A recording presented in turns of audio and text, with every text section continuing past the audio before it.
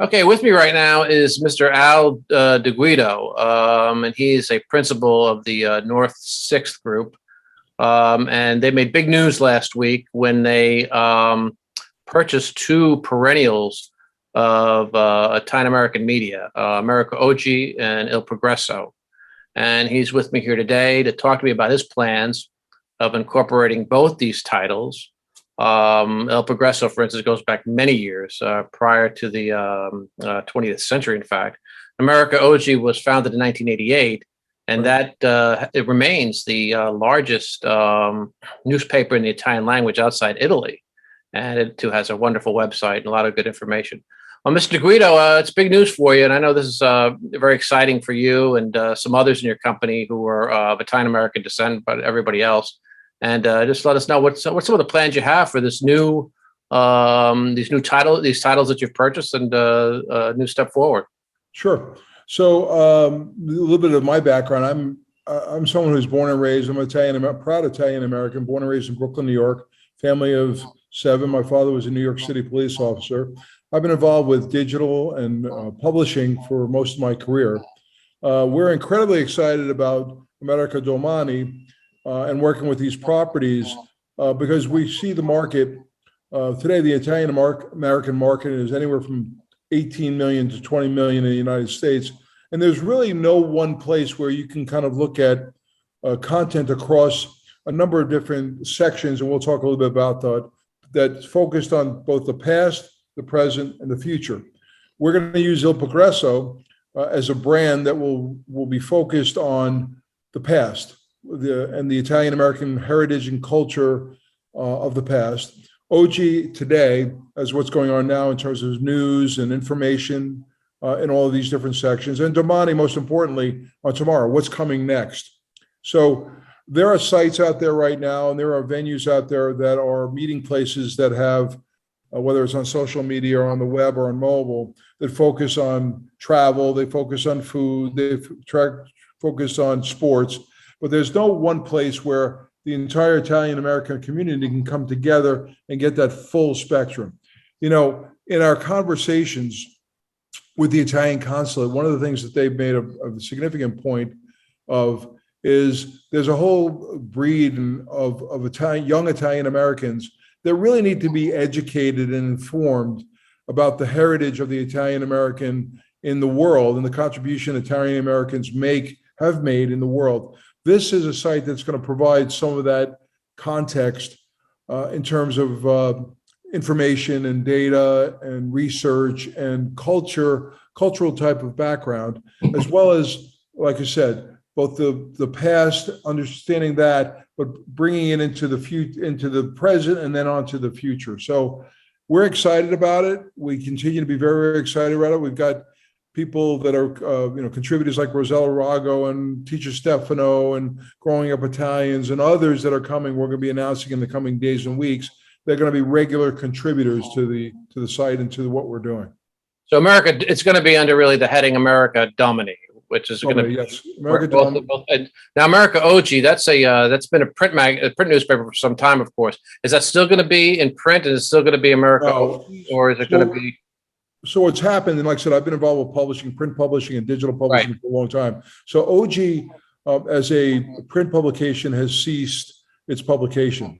And again, a lot of that is the transition from print to digital. So we have taken the best of America Oggi, and we're kind of bringing that to a digital execution. If you've been around publishing for a while, you've seen this happen. Legacy print publications today, as the demographic has changed and the way people read and consume content has changed, those publications have had a challenge. So we're basically resurrecting America Oggi as a digital component of America Domani. Well, you're also bringing back Il Progresso. That's very exciting because so many of us, I remember growing up in Northeast New Jersey, you'd visit the deli, you'd visit the liquor store, any place, exactly. You'd see Il Progresso right there. And so that's really quite exciting, I think. Yeah, well, I grew up, one of the first jobs I had when I was 13 years old is I was behind the counter of an Italian deli in Brooklyn. And the De Palma brothers, they were regular readers of Il Progresso. What's very exciting for me is that, our whole mission is to take these titles that, have had a duration and had a legacy and had a relationship with Italian Americans, and kind of bring them to their new definition digitally. So it's not like we're going to lose what Il Progresso was to its generation or Oggi was to its generation. We're going to use those brands to bring their whole new definition to those brands in their image and likeness to this kind of new world. Is it gonna be in the Italian language or both the Italian and English, or?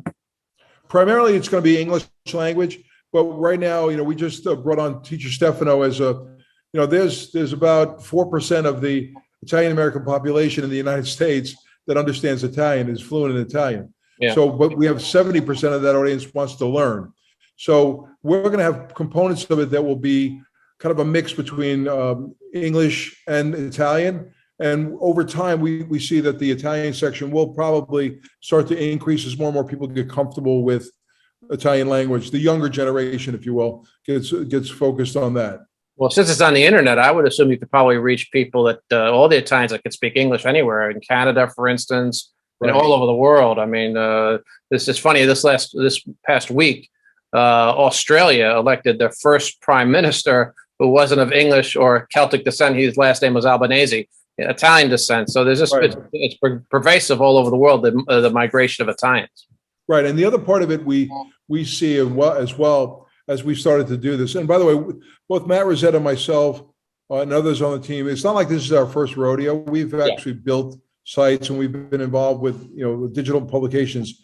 Is that there are a lot of people in the world that have a great affinity to Italians and Italy and to the Italian culture. I mean, you've seen the rise of things like Stanley Tucci and what he's doing right now, and the audience of what he's doing, and other assets that are out right now that are attracting a really diverse community of people who are either Italian Americans or people who have an aspiration or an interest or an excitement around Italy and all things Italy. So we're not just going to relegate ourselves strictly to Italian Americans. We think we're going to be able to attract a really diverse audience wherever they sit. Wherever they sit in the U.S., great. If they sit in Australia, that's great. So we're going to, but you should understand, I think your readers should understand that we are going to bring a certain level of sophistication, respect, integrity to our discussions and our content on the site. We know that someone said this to me the other day, and I really think it resonates for me, is, Italians like a joke. They like to joke, but the site is not going to be a joke. We're going to have a tremendous amount of respect. All of us are very, very hardworking, and the legacy of the Italian Americans have always been very hardworking people. And that's part of the tribute and the kind of the integrity we want to have with what we're doing. Well, your background's Italian. Where from Italy did your family come from? Naples. Naples, okay. And your father was a police officer, correct? New York City police officer. How about that? And you're 7 kids? 7 kids in my family, 4 boys, 3 girls. And what number were you? I was number 2. My sister was older. Oh, okay, great, okay. So, that whole area of New Jersey, that whole area of New York, of course, predominantly Italian and what have you. I think what's most interesting about your background, for me especially, was you used to publish the Computer Shopper. Yeah, this was an amazing. I mean, the world's largest magazine. That was incredible. And my kids, I tell them that, and they just, they're not familiar with it, of course. But I told them that was if you wanted to buy a computer, you had to go to that publication. And I bought my first computer because of the Gateway computer. I saw the ads, of course. That was a big thing, My friends and I would always go to the local bookstore, and there was a big book that was published back then. Yeah, we folioed our magazine, folioed at 1,200, 1,300 pages an issue, right? It was printed at Donnelly Printing, which printed phone books. So we were the only publication that was printed out of Donnelly Printing, where phone books were printed in Glasgow, Kentucky. And then I have all kinds of stories about that. But when you mentioned Gateway, I think about Ted Waite. One of the first meetings I ever had as publisher of Computer Shopper was to go out to Sioux City, South Dakota, and meet with Ted Waite and his brother and his father when they were just getting Gateway off the ground. So, Michael Dell is a guy that I knew from the very beginning, Ted Waite. So I had a front row seat for the rise of the PC industry. And also, like I said, it was the largest magazine in the world. It was probably one of the most profitable things that, not probably, it was the most profitable business that the Ziff Davis organization had. And to the point of what we were talking about before, like I said, it was folioed monthly at 1,200, 1,300 pages an issue. But then when the internet came along, it died. I mean, and we knew it was coming. So we transitioned Computer Shopper magazine to shopper.com. And now it's a key part of the e-commerce engine of CNET. Well, it underscores also the importance of advertising because in all facets, when we think of journalism, we always think of the editorial department or the graphic design department, but ad sales are vital to it. And with ads, you can get as much information sometimes as you can with articles about the topic that you're publishing about and talking about. Right. Well, I mean, advertising is the primary revenue stream. When you think about Domani, advertising is the primary revenue stream that we're going to have.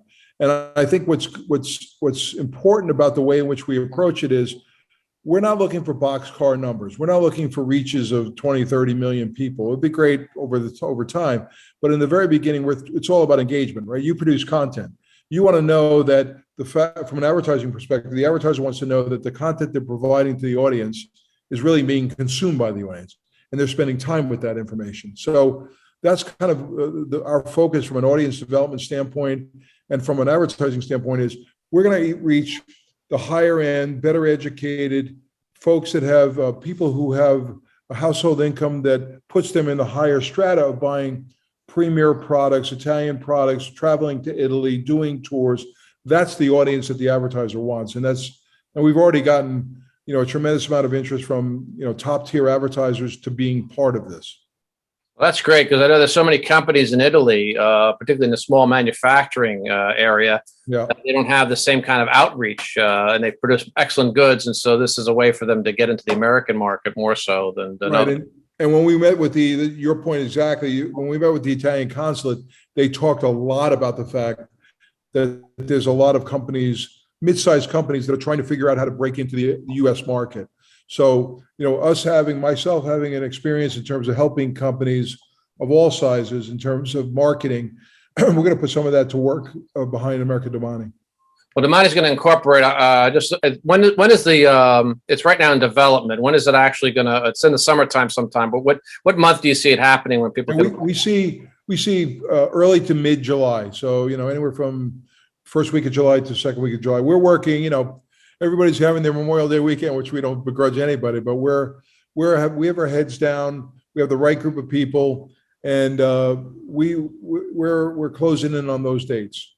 We all know websites, of course, but this is a big project. Give us an idea about, if you can, about the involvement of people that you're going to need to really develop this.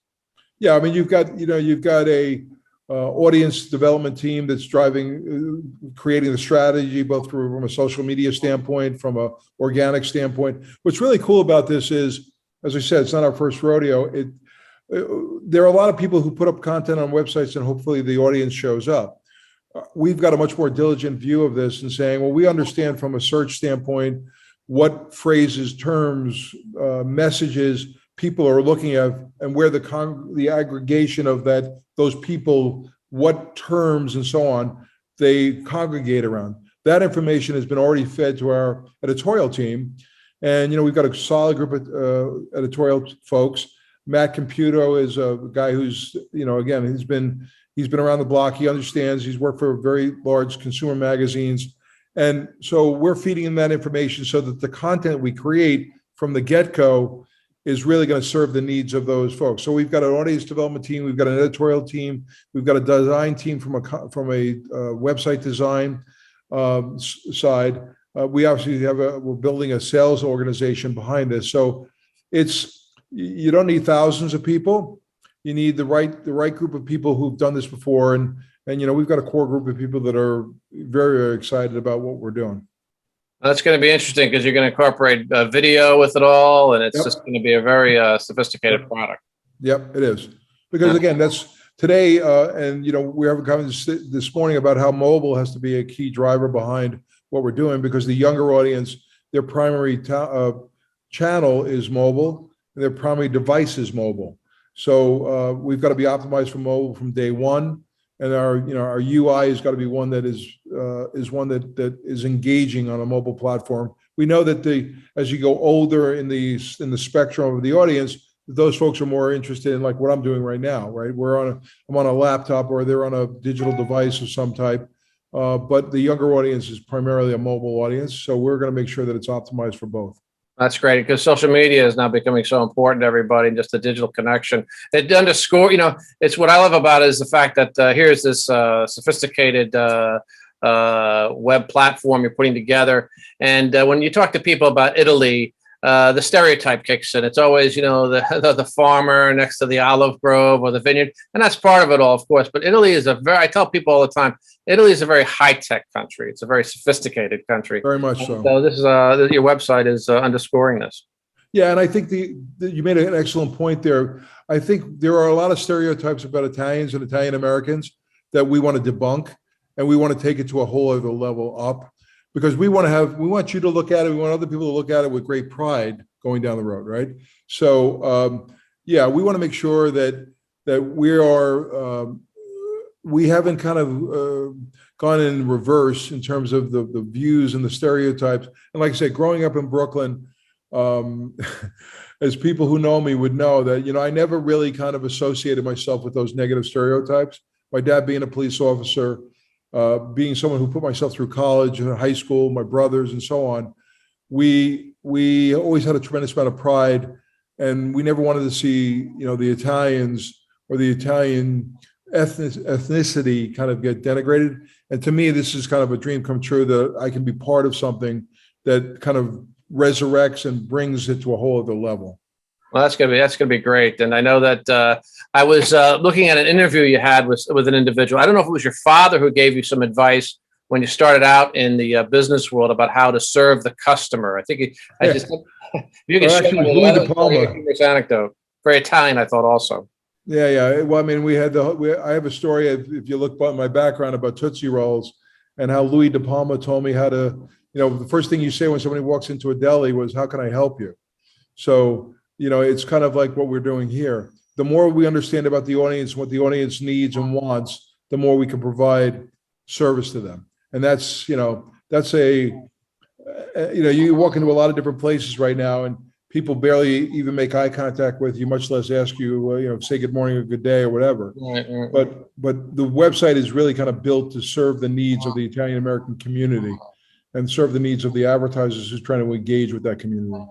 Well, let's just talk real quick about your nonprofit organization that you founded. Als Angels, I believe, is right, correct? Right, yeah. We've been around for 23 years. No full-time employees, all done by volunteers.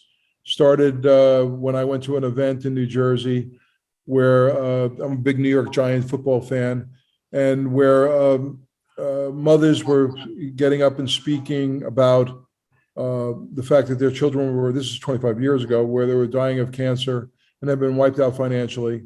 And I basically walked away that night, and God spoke to me and said, on the way home that night, and said, what if it were you? What if it were your kids? What if it was somebody you knew? And I had 3 kids at the time. They were all young, very young. And woke my wife up and said, listen, God just spoke to me, and we got to start doing something. And like I said, that was over 25 years ago. And every year, past year, we provide holiday meals and gifts for over 20,000 children, all battling cancer, rare blood disease, and severe financial hardship. We have provided holiday meals for 3,200, toys for 20,000. In recent weeks, since the Ukraine issue has come up, we've made over 7 shipments, large shipments over to Ukraine, because we're watching children that are being, killed in their homes or being destroyed, and we can't sit on the sidelines. So for me, it's always been, as is Domani, America, Als Angels has been a tremendous passion. People ask me all the time, did you have a child that died of cancer? And I say no immediately. And I said, the reason I'm doing this is because I feel as we're all part of God's family here, and that we need to, as part of what we do in business, is to become active. And the blessings that I've received as a result of that is just amazing. I have 3 healthy children. I have 7 healthy grandchildren. And, it always helps me to put into perspective how blessed I am. Well, that's great. Well, I applaud you in your work there. Italians have big hearts, that's for sure, and they do a lot for the community always. And so this is consistent with that. Thank you very much. Yeah, absolutely. Well, this is a very exciting news for you, and I know that you have your partner Matt Rosetta. Yep. He had on his blog post something to the effect where his grandfather passed away, and when they buried him, they buried America Oggi with him. You know, Yeah, he was holding a copy of Oggi with him. Yeah, so that's very. I think that's all. I think that's indicative of so many people, the Italian American community, who wanted to read the news in their own language, and there was a publication for that. And now we're taking it into the 21st century, of course, with your organization and your expertise. So it should be very exciting for everyone, I think. Right, and with tremendous respect for what has happened before. Right, it's not like we're just going to kind of say, well, you know, that was great. Now this is now. We have a tremendous. Both Matt and I and the team have tremendous respect for what was built over those periods, a period of time, and the relationship that those publications had with their readers. Now we're just bringing it into the new platform, whether it's a mobile or a PC product or whatever. We're going to bring it to that level. That's great. You're going to bring what has been done, but you're going to bring it in a way where people can, a new generation can accept it and embrace it. So this is big news, I think. Right, and the folks that we have talked to that have come from the community of Oggi are all excited. They're very, very excited about it. Well, that's great. Well, we want to thank you very much for being here today, and this is very exciting news. I'll put a link to Domini during this interview so people can see it and log on. It should be mid-July, you think, when people can access this. This looks amazing from what I can see so far when you log on to it. Just a brief explanation of what's going on right now. Right. But it looks like there's a lot of interesting things to come. Yep, it's a teaser, and if folks sign up for regular updates, they'll be updated on all the this. We keep saying it's another every day is another step towards the journey of America Domani. So it's there's a lot of exciting stuff coming down the pipe. That's America tomorrow, so that's really quite exciting. Yep. Thank you very much. Well, thank you very much. Have a great Memorial Day weekend and all the best in this new venture for you. Appreciate the support. Thank you very much. You bet. Thank you very much. Bye-bye.